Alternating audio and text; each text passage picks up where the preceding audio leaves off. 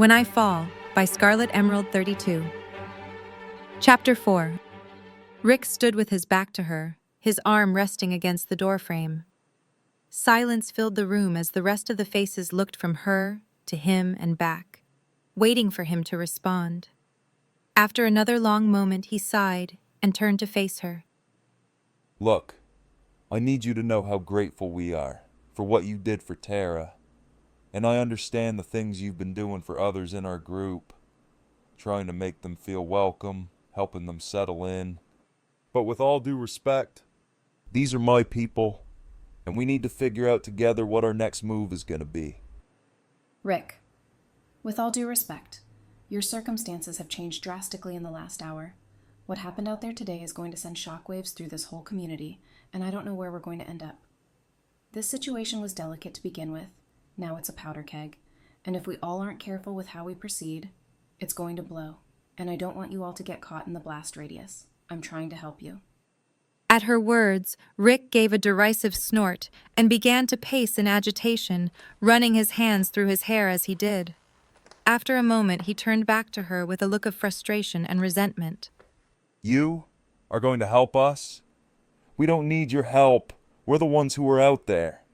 He pointed vaguely towards the walls as he began to pace again. We were the ones fighting day to day just to survive. You people, you sit behind your safe walls and you talk about plans and dreams and how to make the world a better place. But when it comes time to do the ugly things that have to be done to make it happen, you run away and hide. You have no idea what it takes to survive in this world. You have no idea how dark this world has become. Rick, Maggie said quietly, but Talisa shook her head slightly, and she stopped. Talisa turned calmly to Rick, who had stopped pacing now and was watching her, as if waiting for her to refute his statements. She took a deep breath and held his gaze as she spoke. 1 year, 2 months, and 4 days ago, my husband JP and I were on a routine scavenging run in Vienna. It's another suburb of DC, about 20 miles northwest of here. Most of the stores and food banks had been picked over, but we knew a few hole-in-wall eateries and back rooms that we'd been keeping to ourselves. We did it once a month. It was routine. Except that day we ran into a group of men. We told them we didn't want any trouble, that they could have everything we'd scavenged. But that's not what they were interested in. Talisa stopped speaking. It had been almost 6 months since she'd last told this story aloud. She was aware that every eye in the room was on her now. She took another deep breath to steady herself and then continued. They said they hadn't seen any women in quite a while, so they took it upon themselves to claim me.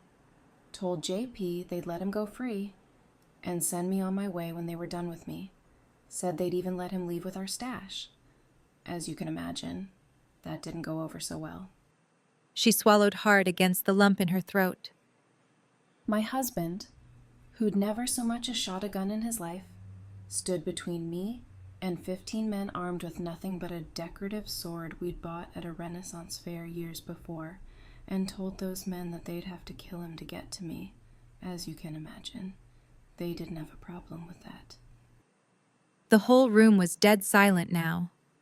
Talisa kept her eyes focused on her feet as she continued, knowing that the tenuous hold she was keeping on her emotions would break if she saw the sympathy or understanding on any of their faces.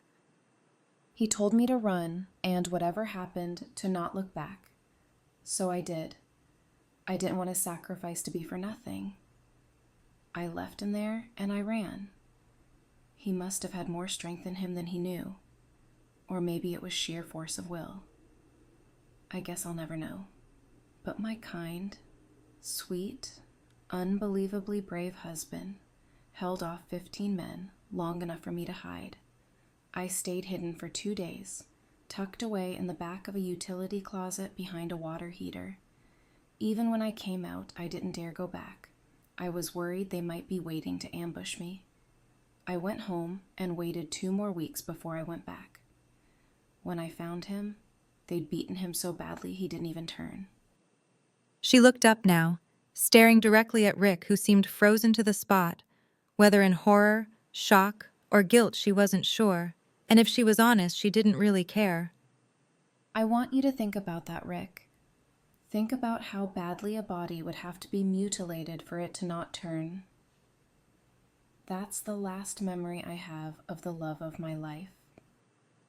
It took another 6 months for Aaron to find me and bring me here, and another 4 after that before I stopped hoping each night when I fell asleep that I wouldn't wake up the next day.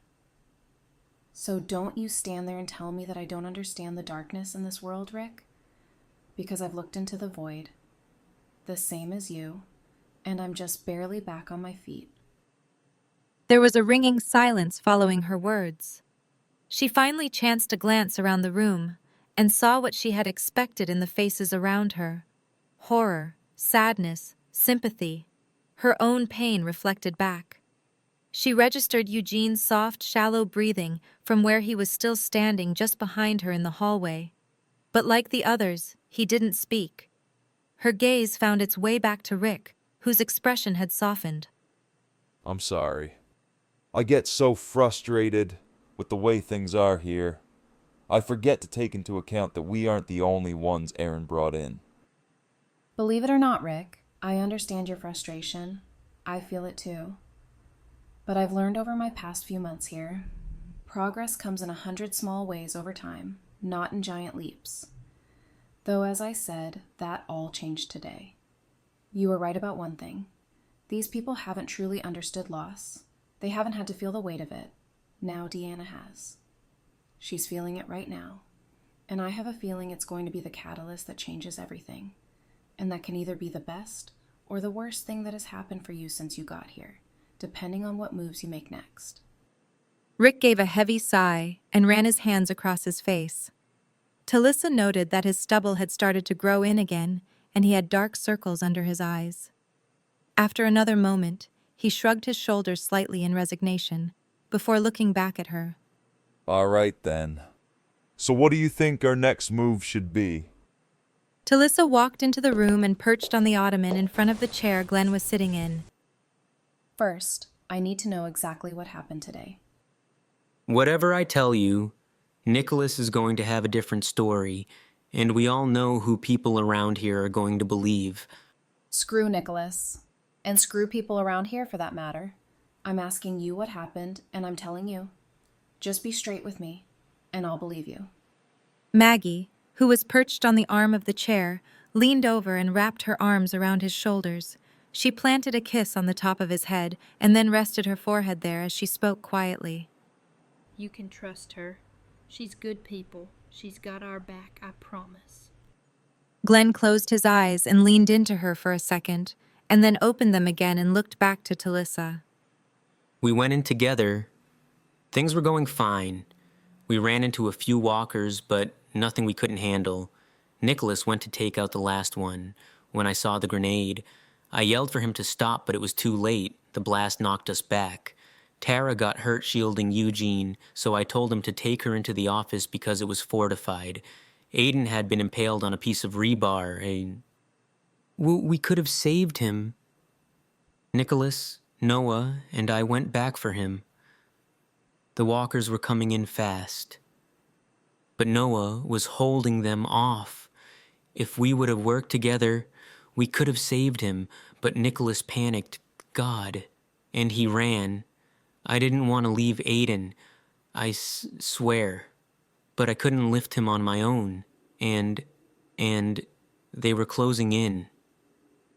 I didn't want to leave him. Talisa placed her hands over Glenn's intertwined ones. I know. I know you didn't, Glenn. It wasn't your fault. What happened next? What happened to Noah? We got cut off from Eugene and Tara. They got out the back, but we couldn't get through, so we went to the front. There was a revolving door. The walkers packed in behind us and jammed the door. I was trying to break the glass so we could all get out, but Nicholas... God damn him. Glenn looked up to the ceiling, trying to keep the tears from falling. He lost it, started yelling that I was gonna kill him, and he pushed his way out. I was begging him to stop, but he wouldn't. When he pushed out, it pushed Noah back in, and Oh, God. Rosita whispered quietly. I watched him die. He was right in front of me, pressed against the glass, and there was nothing I could do. Glenn, I'm so sorry. No one deserves to go out like that. And especially not someone as sweet and genuine as Noah. Thank you. When I got back to the van, Nicholas had pushed Eugene out of it and was trying to leave without us. I pulled him out, and I'm not gonna lie, I beat the shit out of him. Good. I would have been disappointed in you if you didn't. Glenn smirked slightly. Is there any more? He shook his head. No. The rest you know. We got back here, told everyone what happened, and got Tara some help, and now here we are. Well, thank you, Glenn. For all of it. For being willing to go, for trying to save Aiden, and for trusting me with the truth. It means a lot to me, and I swear to you I'm going to do everything I can to make sure Deeana sees it too. Talisa turned back to where Rick was standing. He's right, you know. Nicholas is going to tell a very different story to Deeana. And you can bet Glenn is not going to come out looking great in his version. So what do you propose we do? For the moment, I propose you keep your heads down and make sure you have your house in order. Deanna's whole world has just shifted. She's had her first true loss, and it's going to change the way she looks at everything. She's close, Rick. Close to being ready to hear what you have to say. But you have to let her come to you. There are a lot of voices in her ear, and some of those voices are sowing seeds of doubt about whether you can be trusted. Talisa's gaze flickered to Gabriel, and she noticed Maggie's did as well. They shared a brief look before she turned her attention back to Rick. You need to show her that her fears are unfounded. You're not wrong, Rick. The way you want to go about things isn't wrong, but she needs to see it for herself. If you try to push her, she's going to push back, and in the end she'll win, and you'll be gone. I don't want to see that happen. We need you here, all of you. You're an important part of what we're trying to build. We need you, and you need us. You say people have been in Deanna's ear, telling her we're dangerous, that I'm dangerous. If that's the case, why are you so willing to trust us? What makes you so sure we're not what people are saying we are? Why are you so willing to throw your lot in with us? You barely know us. Talisa met his eye with a very smile and shook her head slightly before answering. Before all this, back when the world was still the world, and we had real jobs that we went to every day, I was a clinical psychiatrist. My specialty was the criminally insane. It was my job to interview some of the most heinous criminals in existence to find out if they were crazy or just pure evil. You saying you were an honest-to-God Clarice Starling chatting up the Hannibal Lecters of the world? Abraham asked from his place leaning against the wall. Damn straight. Well, slap my ass and call me Sally. That is some seriously badass shit. Talisa smirked. Your admiration is noted and appreciated. She replied before turning back to Rick. It was my job to read people, to look at the worst kinds of human beings and decide who were the real monsters. I was very good at my job. I see people for who they really are, and I know there are no monsters in this room. How about in this community? Rick held her gaze, and his meaning couldn't have been plainer. Talisa chose her words carefully as she replied. Like I said, Rick, you're not wrong. You just need to choose your moment wisely. Her answer seemed to appease him, though it was obviously not what he'd been hoping for. After another moment, he spoke again. Okay, then. I guess for the time being we're gonna choose to trust you, Talisa. Everything you've said makes sense, and you have yet to give me any reason to believe you aren't on our side. I'll do what you're asking, for now. But things are going to change, and Deanna's going to have to find a way to accept it. Otherwise, this place is going to fail before it's even started. I agree with you. And I know with time you'll see that we're working towards the same thing. Now it's getting late, we've had a long day, and something tells me we have some even longer ones coming our way. I'm going to go get some rest, and I suggest you all try and do the same. Talisa stood and headed towards the door, and Rick fell in step beside her and held it open for her. I wanted to apologize again for what I said. before I knew your story. You'd think I'd have learned my lesson about making assumptions by now. It's okay, Rick. I remember what it was like first being here. It takes a lot to not want to resent them for their naivety. I just had to keep telling myself, it's not their fault they got lucky, you know? Yeah, I do. The men, the ones who attacked you and your husband, you said they claimed you.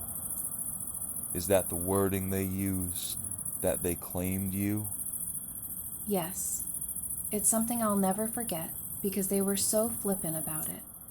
Like I was a spare can of beans or bottle of water. They were claiming turns with me. I claimed first, second, third, and on, like I wasn't even a person. Why do you ask? When we were out there, we got separated for a while. Michonne, Carl, and I were together on the road, and we ran into a group. There were only about 5 of them by that point, but they had this code. Their leader explained it to me. Anything they found, they claimed. If a man claimed it, no one else could take it. Talisa looked up at him sharply. Her heart had begun beating wildly. Rick looked over at her as he spoke. They tried to claim Carl and Michonne. The leader held me down and was going to make me watch before they killed me. So I ripped his throat out with my teeth. And then we killed the rest. They're dead. I thought you should know. Talisa felt dizzy. She tried to speak but realized she couldn't. After another long moment, she finally found her voice. Rick, you have no idea what... Yeah, I do. She closed her eyes tightly and nodded. Tears of bittersweet relief leaked from the corners of her eyes. She felt as if a weight she hadn't even realized she was carrying had suddenly lifted. She opened her eyes again to look at him. Thank you, truly. You're very welcome, Talisa. Have a good night. Rick walked back through the door, and Talisa turned to walk down the stairs. Her head was still spinning from the monumental revelation Rick had dropped so casually on her. But she also felt lighter than she had since coming to Alexandria. As she reached the last stair and was about to step onto the street, she heard a voice from the darkness of the porch behind her. So you say you see people, right? What do you see when you look at me? Carol was standing on the porch just inside the shadow to the left of the door. She was leaning against the railing with her arms crossed, and her sweet, bubbly demeanor was nowhere to be found. She was assessing Talisa with a calm, calculating expression that gave nothing away. Talisa turned back to face her. I see a protector. Someone who will do whatever it takes to keep her people safe. Even if that means playing the sweet, innocent homemaker and blending into the background. I see someone who understands the subtleties of how this game is played much better than Rick, and that makes you an invaluable asset to the people you love, and an immeasurable threat to anyone who wants to hurt them. Huh. You really do see a lot, don't you? I don't want to hurt them, Carol. I know. Her gaze shifted to the left. Several houses down Talisa could see Jessie sitting in the rocking chair on her front porch. Rick's not going to leave it alone. He can't. He cares too much. The first time I saw the bruise on her cheek, I took it straight to Deeana. Carol looked at her. Slight surprise flashed across her face, but then the cool mask fell back into place. Deeana told me she was monitoring the situation, but he's our surgeon. The first time I asked her to leave was when he broke her wrist. I got rooms ready in my house for her and the boys, but she wouldn't come. I've lost count of the amount of times I've asked, yelled, begged. You can't make someone make the right choice. Talisa watched Jessie sitting on her porch chair, rocking slowly, and then looked back at Carol. I don't want Rick to leave it alone. I just want it done the right way. Then I guess you and I don't have any issues. Let's keep it that way. Without another word, she turned away and walked back into the darkness around the side of the house. The following day, Talisa walked back towards her office after having taken a break for lunch. She'd spent most of her morning writing up an assessment of both Deeana and Reg following the incident. She'd sat through the absolute farce of a story that Nicholas had told and practically chewed through her tongue trying to stay silent as she saw the effect his words were having on Deeana. She knew that their leader's misgivings about Rick and his people were at an all-time high, and the slightest push was going to send her over the edge. She looked up as she heard someone running in her direction. It was Denise, and Talisa could tell by her expression something was very wrong. Denise, what is it? It's bad, Talisa. It's really bad. What's bad? What happened? She couldn't imagine how things could have gotten worse in the past hour. I just saw Deeana, and she told me that Rick had confronted her, told her if she wasn't going to do something about the Pete issue, that he would. What? You have got to be joking. After everything I told him? She growled in frustration and pressed her hands to her temples. And I guess it's too much to hope that he at least kept what he meant by taking care of it vague? According to Deeana, he said he's going to give him a choice, willingly leave Jesse and the boys alone or die. Talisa threw her hands in the air in frustration. Of course, because threatening the life of our only surgeon is exactly what we need right now. As they were speaking, Maggie came jogging up to them from the direction of Deanna's house. Maggie! What the fuck? I know. Maggie cut across her, looking just as distressed as she was. I was just over there with her trying to calm her down. Help her see Rick is coming from a good place, wanting to protect the innocent, that when he sees defenseless people being hurt, it's not in his nature to stand by and let it happen. Did it work? Somewhat. She's not unaware of the situation, as you know, and I think deep down she understands where Rick is coming from. He's just picked the worst possible time to start pushing her boundaries. Suddenly there was a loud crash behind them, and they heard a woman scream. They whipped around to see Pete and Rick in an all-out brawl, having just crashed through the bay window in the front of Pete's house, and now pummeling each other as they fell off the porch into the street. God damn it!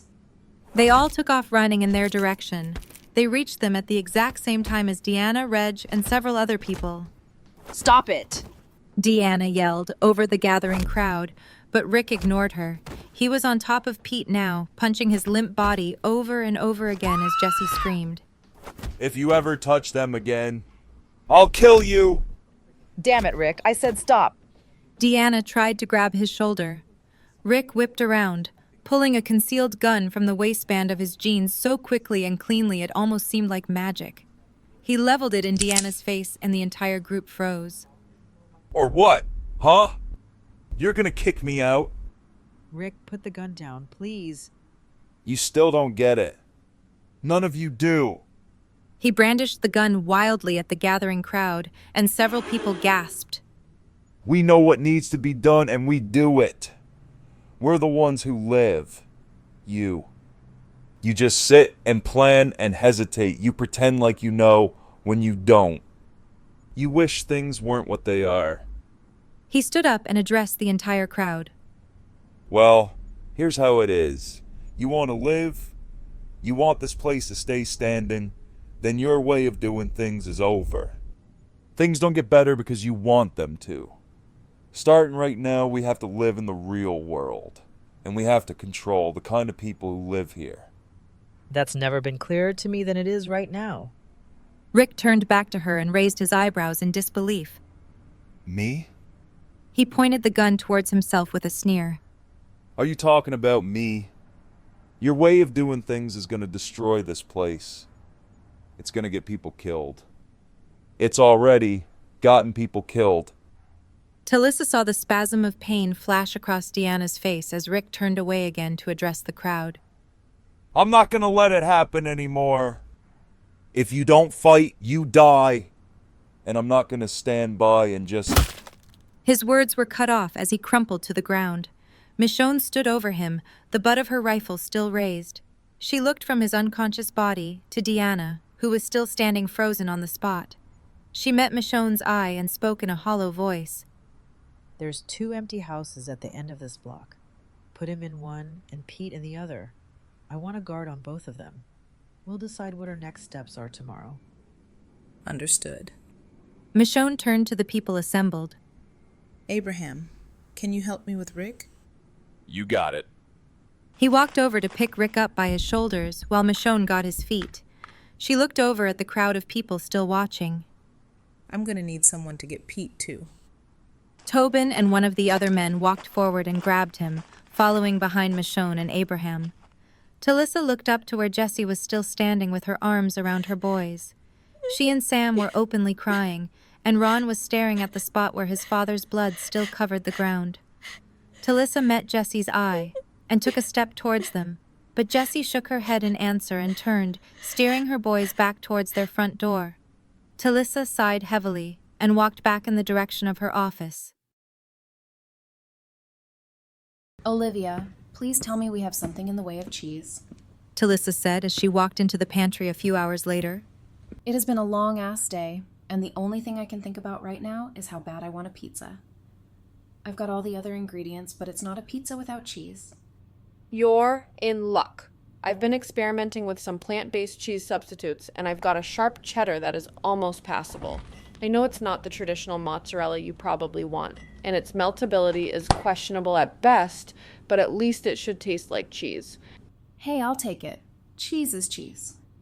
The door opened behind her, and she looked over her shoulder to see Eugene walk in. He smiled nervously and nodded to them both. Hello?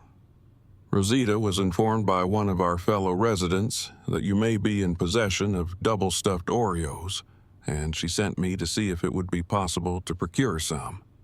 It is indeed. Olivia walked over to the shelf in the back and pulled down a pack. She brought the clipboard back and handed it to Eugene as well. We have a system here. Each person in Alexandria is allotted one single-serve snack per day, or one bulk snack per week. Allotments may vary from month to month depending on supply, but you just put her name down here. And then right here under single-serve snack, you're right in Oreos. Thank you kindly. Eugene responded as he began to write. Talisa thanked Olivia for the cheese and headed for the door. As she stepped outside, Eugene followed her and kept pace as they walked down the road. Quite an eventful day, huh?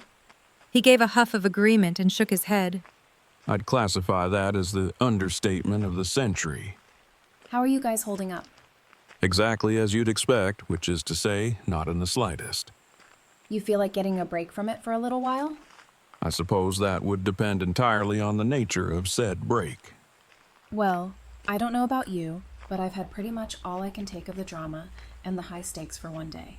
So I'm planning on going back to my house, making something that hopefully resembles a pizza in both appearance and taste. And watching something mind-numbing that I've seen about 1,000,000 times.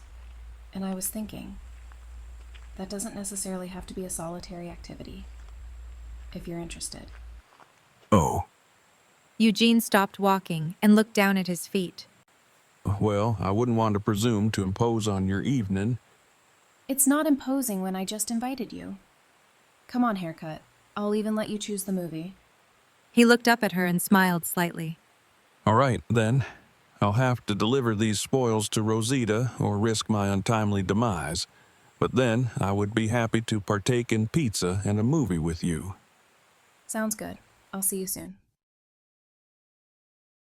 Abraham sighed heavily as he walked up the front stairs and into his house. When he opened the door, he found Rosita curled up on the couch with a blanket over her legs. She was reading a book, and a package of Oreos lay open beside her. Are those what I think they are? He asked, coming to sit beside her. You bet your ass they are. You want one? Do pigs want to roll in shit? She giggled, handing him the package. He pulled one out and took a bite, closing his eyes and leaning his head back in ecstasy. Lord have mercy. I swear I will never take another cookie for granted. She laughed again and brushed her fingers lightly through his hair. How's Tara? He opened his eyes to look at her again. She's okay.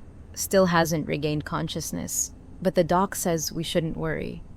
As long as she's responding to stimuli and her blood pressure and heart rate are good, he says, she'll wake up when she's ready. Sounds about right. Abraham leaned over and tucked a piece of hair behind her ear and then reached for another cookie. Rosita pulled the pack back and glared at him. Hey, I offered you one. We only get one snack a day, and these are mine. I made Eugene go get them for me from the pantry. If you want more, go get them yourself. Abraham smirked at her, and then looked around the living room as if just realizing something. Where is Eugene, anyway? He's usually out here this time of night routing around for food. He back sitting with Tara? A slow grin spread across Rosita's face as she sat up and put her book down. Nope. He's not here. He got invited to dinner and a movie at his new friend's house. His new friend? Suddenly it clicked and his eyes got wide. Wait, do you mean... He looked at Rosita for confirmation and she nodded. You gotta be shitting me. He jumped off the couch and walked to the front window. He pulled back the curtain slightly so he could attempt to see what was going on at the house across the street. She really asked him to come over? He looked quickly back at Rosita, who nodded and laughed. Is it a date? No clue. He made it sound like she just wanted to watch some nerdy movie that they both liked. But I mean, it's him we're talking about. She could show up at the door in a silk nightgown and garter belt, and he probably still wouldn't take the hint. Abraham chuckled as he went back to peering through the curtains. I gotta tell ya, I'd have thought unicorns would shit gold before I'd see Eugene getting a chance to get some tail. We don't know that's what's happening. Rosita came to stand next to him at the window. Yeah, but you gotta admit, the fact that there's even potential that it could be happening is weirder than spots on a zebra. You know, I gotta hand it to myself. Talisa said as she ate the last bit of her pizza. Considering the fact that I didn't have the right crust, sauce, or cheese, this pizza turned out pretty damn good. I concur, and as much as I have enjoyed it, the rules of etiquette dictate that I must act as a gentleman would and offer you the last slice. As you should, after that stunt you pulled during the movie. Talisa grabbed it off the tray on the coffee table between them, and he laughed. Well, I am sorry, but when a person describes their reaction to a particular movie scene as, and I quote, "I will completely lose my mind if I see it," it is entirely human nature to want to witness said reaction. And when a person promises to tell you when a totally gross scene is over so you don't have to watch it, and instead betrays you, and makes you open your eyes in the middle of it just to see your reaction, that person is officially a terrible human being. Well, then on this particular day, it seems terrible human being is my chosen persona. Talisa continued to glare at him from her place in her armchair, but after a moment she cracked a smile and shook her head. Thanks for coming over and hanging out with me. It was nice to have someone to share this stuff with. Even if you did make me watch Wrath of Khan. It is a classic piece of cinema, as I know you are well aware, and a prime example of my assertion that original Star Trek is superior. Yeah, whatever. But next time I get to pick, and we're watching First Contact. I'm perfectly amenable to that. They sat there quietly for a minute or two, him on the couch and her in the armchair. But the silence wasn't awkward. She felt calm in his presence, as if they were old friends, not new acquaintances. After another minute passed, he spoke again. Abraham and I talked today. You say that like it's not an ordinary occurrence. I was under the impression that was happening daily, considering you live together. Well, being as it was only 4 short weeks ago that he attempted to beat me into oblivion, our interaction as of late have been, understandably, as minimal as possible. Since our arrival here, we have communicated mostly through Rosita, and even then, only when absolutely necessary. So what changed? After our conversation last night, I took some much-needed time to reflect on the kind of man I want to be. And I decided the first step in that process was taking responsibility for the consequences I created with my aforementioned cowardly choices. To put it more succinctly, I owned up to my shit and I apologized. He accepted my apology for said shit, and I believe we are now good. Talisa smiled. Damn haircut. I'm proud of you. Let the official record show that on October 8th, 2012. Eugene Porter was a man who didn't make excuses and owned up to his shit. Eugene looked over at her in surprise. Is that the accurate date? Yeah, why? I can't even begin to calculate how long it's been since I've known what calendar day we were on. I suppose that statement is self-explanatory when I say it out loud. October 8th. He sat quietly, taking in the information. My birthday is just over a month away. No kidding? When is it? November 22nd. Huh. I never would have pegged you for a Sagittarius. How old will you be? 34. No, wait. 35. Well, how about that? You're actually younger than me. I wouldn't have guessed that. Am I? Yep. I turned 35 beginning of the year. April 28th. I was just talking with Eric about it last week, actually. Right before you guys showed up. His birthday is 2 days after mine. It doesn't seem possible that we've only been inside these walls for 7 days. It feels as though a lifetime's worth of events have transpired in that amount of time. Well, they kind of have. Eugene looked up at the clock on the wall and then back at her in surprise. Is that the accurate time? As far as I know. It's rapidly approaching midnight. By my calculations, that would mean we've been sitting here for going on 4 hours. Sounds about right. Well then, it seems to me it is high time that I retire to my own domicile, as it were, and leave you to enjoy whatever is left of your evening in peace. I'd say it's been pretty peaceful with you here.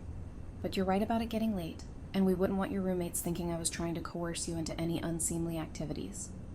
At her words, Eugene blushed scarlet and opened and closed his mouth as if he wasn't sure how to respond. She laughed and shook her head. It was a joke, Eugene. Don't have a heart attack. Oh, right, of course. He stood and followed her as she walked to the front door and opened it. He walked through and turned back to her where she stood in the doorway.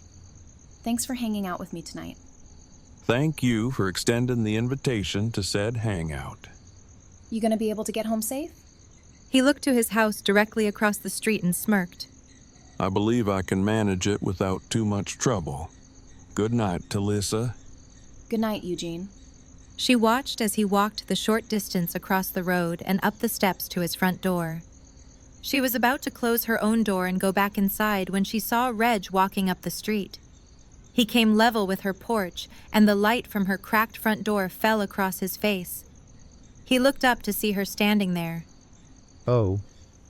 Hello, Talisa. What are you doing out so late? I could ask you the same. I needed to clear my head. He walked over and sat down on her steps, and she moved to join him. How bad is she? She lost her son, and now she feels like she's on the brink of losing everything she's worked so hard for. He doesn't want to take it from her. He just wants her to understand that hard choices have to be made. I know that. Reg rubbed his hands across his face. But the fact of the matter is, he thinks he knows what's best, and he isn't willing to accept any alternatives. And she feels exactly the same way. I don't see any scenario in which they can coexist at this point. So that's it then? He's done? She's holding a meeting tomorrow night. We'll let the people decide. Reg, with how things went down today, you and I both know how that vote is going to go. If he gets banished, his people are going to go with him. We need them. We can't let this happen. And what would you have me do, Talisa? Rick stood in the middle of the street, brandishing a gun and screaming about who lives and who dies. He did this to himself. His people will have a chance to make their case at the meeting tomorrow. That's the best we can do. This is wrong, Reg. It's wrong for them. It's wrong for this place. And it's wrong for her. I just pray to God she sees that before something happens she can't undo. So give it to me straight. How screwed are we? Maggie asked quietly as they walked towards Deanna's house the next night. You tell me. I've seen you today, talking to as many people as you could. Hard to say. Most of them don't seem to hold Rick's actions against us, and to be honest, the general consensus seems to be that Pete got what was coming to him, but they're scared, and scared people are hard to reason with. You're still going to try though, right? Of course I am. I owe Rick that much. They walked up to the assembled group. Deeana had placed benches around her fire pit, and she stood to one side of it, her arms crossed in front of her, looking somber. Talisa slid into the empty seat on the end of the bench Eugene was sharing with Carol, and Maggie stood beside her, leaning against the wall of the house. Did we miss anything? Negative. I believe she was waiting for everyone to arrive. Her opening remarks should begin forthwith. As if on cue, Deeana raised a hand to quiet the crowd and cleared her throat. Thank you all for coming. Now we're all aware of why we're here. Yesterday afternoon, Rick Grimes, the man who I entrusted with the safety of this community, attacked one of its members. I know that many of you may be of the opinion that the attack was somewhat warranted, but I think we can all agree that what happened afterwards was not. Rick brandished a weapon that he was not authorized to have at the citizens of this community. He made threats and exhibited erratic and violent behavior. In my capacity as your leader, I feel his actions are more than enough to warrant banishment. She looked around at the gathered people as she spoke. But this is not a dictatorship. Everyone in this community has a right to their own opinion and a right to a say in how we handle these types of things. I'm also aware that one outburst, however violent it may have been, is not the true measure of a man's character. Therefore, I invite anyone who wishes to speak in Rick's defense to come forward. The floor is yours. Talisa felt Maggie shift behind her as she stepped away from the wall and closer to the group.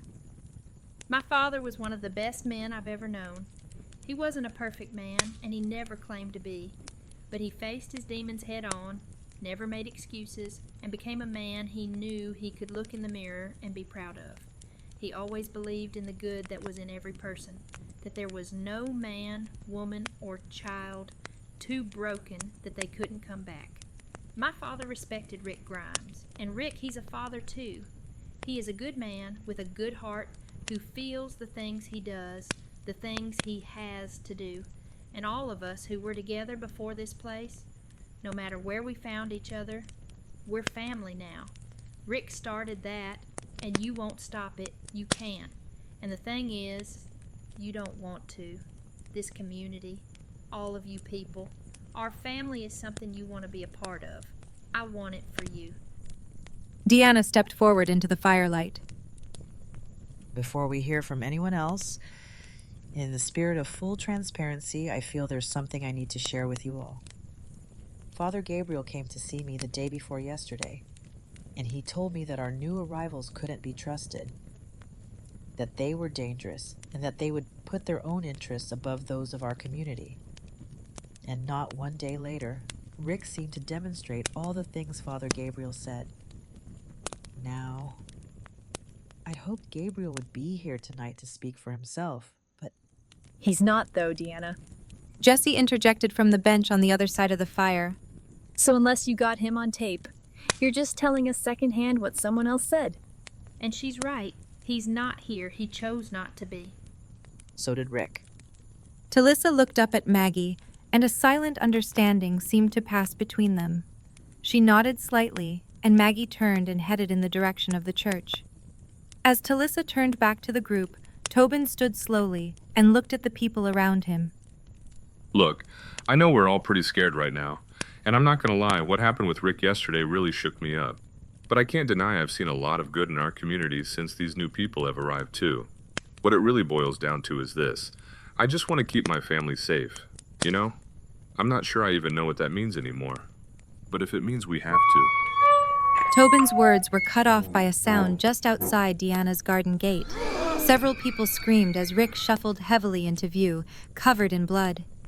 He was carrying the lifeless body of one of the dead over his shoulder, and he proceeded to drop it heavily on the ground in front of everyone. There were several more screams as everyone jumped to their feet. Talisa noticed that as he stood, Eugene threw an arm out reflexively in front of her, as if to shield her, and she had to lean around him slightly to see what was happening. Rick looked around at all the shocked faces before bringing his gaze back to Deeana. There wasn't a guard at the gate. It was open. I asked Gabriel to close it, muttered Spencer, who was standing beside his mother. Go. Spencer ran off in the direction of the gate as Rick looked back out at the gathered crowd. It got in on its own. They always will. Both the dead and the living. Because we're in here. The ones out there, they'll hunt us. They'll find us. They'll try to use us. And when they can't do that, they'll try to kill us. But we'll kill them first. We will be the ones who survive. He stopped talking and looked down for a moment, shaking his head before looking back up at the gathered crowd. You know what I was thinking when I came up here? I was thinking, how many of you am I gonna have to kill in order to save your lives? But I'm not gonna do that. You are going to change. I'm not sorry for what I said yesterday. I'm sorry I didn't say it sooner. You're not ready, but you have to be. Because sooner or later, your luck is gonna run out. You're not one of us. All the eyes in the group, which had been previously glued to Rick with rapt attention, shot suddenly to the man standing the archway Rick had just come through. Pete was glaring blearily at him, his face a mask of hatred and Michonne's katana hanging loosely in his hand. Pete, you don't want to do this? Reg walked quickly towards him to intervene. Get away from me, Reg. No, Pete. You have to stop. It happened in an instant, yet to Talisa it felt as though time had stopped. Pete raised his arm to push Reg aside, but in his drunken state he forgot the sword in his hands. The blade sliced through Reg's neck as if it were butter, and the ensuing geyser of blood sprayed everyone that was within a few feet of him. Deanna's scream of despair ripped through the silence as Abraham leapt from his position on the wall and tackled Pete, pinning him with a boot on his throat. Everything erupted into chaos. Deeana continued to wail, pulling Reg into her lap as she clutched at his throat, begging him not to leave her. Jessie's screams mingled with hers as she realized what was coming, the only choice that was left to them at this point. Talisa moved to try and reach Deeana, but she felt a hand close around her upper arm, holding her in place. There's nothing you can do. You need to let Rick handle it now. Carol's voice said quietly in her ear.